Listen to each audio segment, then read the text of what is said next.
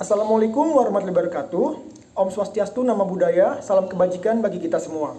Perkenalkan, kami dari kelompok 4. Pada kesempatan kali ini, kami akan mempresentasikan hasil paper kami yang berjudul Teori Individu.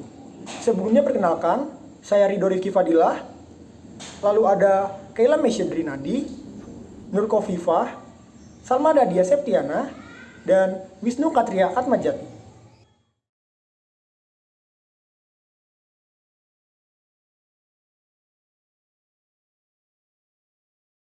Baik, pada presentasi kali ini, pokok bahasan yang akan kami bahas yaitu konsep motivasi, konsep perilaku dalam organisasi, dan konsep sikap dalam organisasi.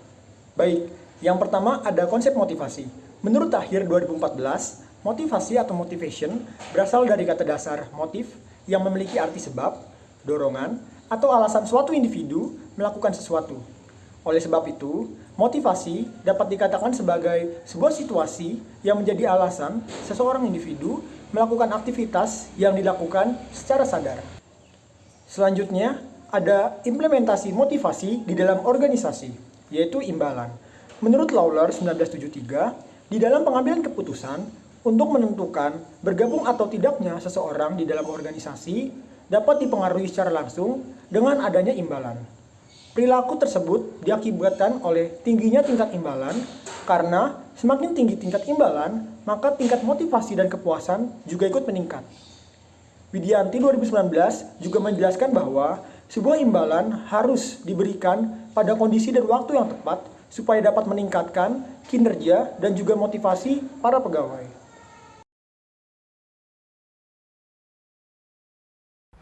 Selanjutnya saya akan menjelaskan pendekatan rancangan kerja untuk motivasi. Yang pertama ada job rotation atau perputaran pekerjaan. Elemen ini diartikan dengan memindahkan pegawai dari suatu pekerjaan ke pekerjaan yang lain. Elemen ini tanpa menimbulkan kompleksitas pekerjaan pegawai lain dapat meningkatkan jumlah tugas-tugas yang berbeda yang akan dikerjakan oleh seorang pegawai. Yang kedua, job simplification atau penyederhanaan pekerjaan. Elemen ini diartikan sebagai penyederhanaan pekerjaan karena elemen ini berfungsi untuk mengurangi jumlah tugas yang harus dikerjakan oleh pegawai dengan tujuan mengejar efisiensi tugas. Yang ketiga, job enrichment atau pengayaan pekerjaan. Elemen ini dilakukan dengan menyatu padukan motivator tingkat tinggi ke dalam pekerjaannya, seperti belajar dan melaksanakan pencapaian, kesempatan untuk tumbuh, pengakuan, dan tanggung jawab. Dan yang terakhir, job enlargement atau pemekaran pekerjaan. Elemen ini dilakukan dengan menyatu padukan tugas menjadi satu tugas yang lebih besar dan baru. Elemen ini juga dapat menjadi jawaban terhadap ketidakpuasan pegawai mengenai pekerjaan yang terlalu sederhana.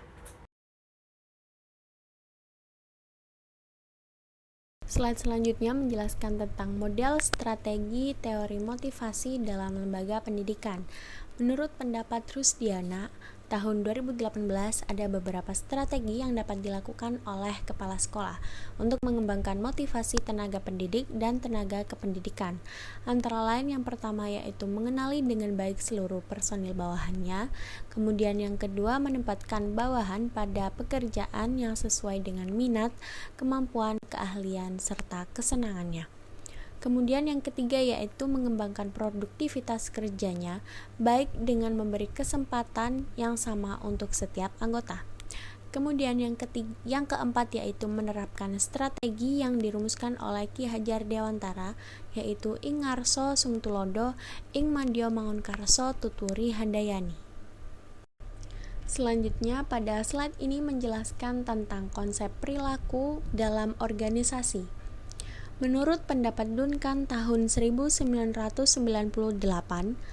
perilaku organisasi merupakan disiplin individu yang dipengaruhi oleh cara mereka bekerja, siapa yang diatur, dan bertanggung jawab. Oleh sebab itu, ilmu ini memperhitungkan juga tentang dampak struktur organisasi pada perilaku individu. Tujuan mempelajari perilaku individu dalam organisasi. Menurut Mixing dan Glenow tahun 2008, mempelajari perilaku organisasi bertujuan untuk dapat memprediksi dan menjelaskan kejadian-kejadian yang terjadi dalam organisasi. Bila dijumpai pola kejadian yang berulang-ulang dalam organisasi, perlu adanya identifikasi kekuatan-kekuatan dan faktor-faktor kelemahan yang menyebabkan faktor tersebut terjadi, sehingga membuat lingkungan organisasi dapat menjadi lebih stabil. Prinsip-prinsip perilaku dalam organisasi. Yang pertama, manusia memiliki perilaku yang berbeda-beda karena memiliki kemampuan yang tidak sama, yang artinya perbedaan dan keterbatasan kemampuan akan berpengaruh pada perilaku dan kecerdasan yang dibawa sejak lahir, hasil didikan, dan pengalaman. Yang kedua, manusia mempunyai kebutuhan yang berbeda, yang artinya manusia berperilaku karena didorong oleh serangkaian kebutuhan dan setiap orang memiliki kebutuhan yang berbeda dengan kebutuhan orang lain. Yang ketiga atau yang terakhir, orang berpikir tentang masa depan dan membuat pilihan tentang bagaimana bertindak. Yang artinya, kebutuhan-kebutuhan dari setiap orang dapat dipenuhi lewat perilakunya masing-masing. Konsep sikap dalam organisasi. Menurut Milton tahun 1981, sikap adalah keteraturan perasaan dan pikiran seseorang dan kecenderungan terhadap aspek lingkungannya. Sikap seseorang tercermin dari kecenderungan perilakunya dalam menghadapi suatu situasi lingkungannya yang berhubungan dengannya. Komponen-komponen sikap. Komponen sikap terdiri dari ketiga komponen, yaitu komponen kognitif, komponen afektif, dan perilaku. Komponen kognitif yaitu keyakinan, kepercayaan, pemahaman, atau pengetahuan seseorang mengenai orang, objek, atau peristiwa tertentu. Komponen afektif yaitu perasaan seseorang terhadap sesuatu sebagai akibat dari keyakinannya atau pemahamannya.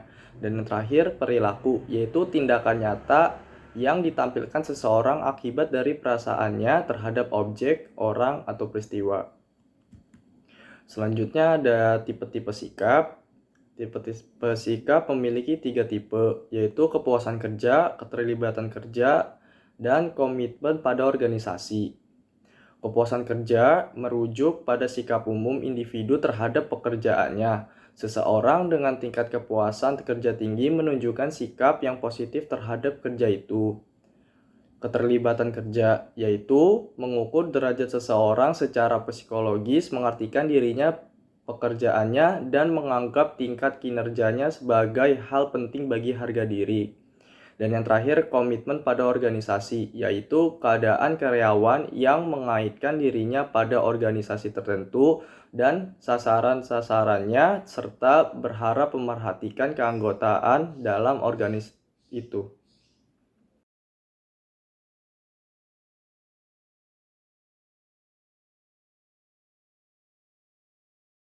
Baik, sekian presentasi dari kelompok kami. Kurang lebihnya mohon maaf. Wassalamualaikum warahmatullahi wabarakatuh.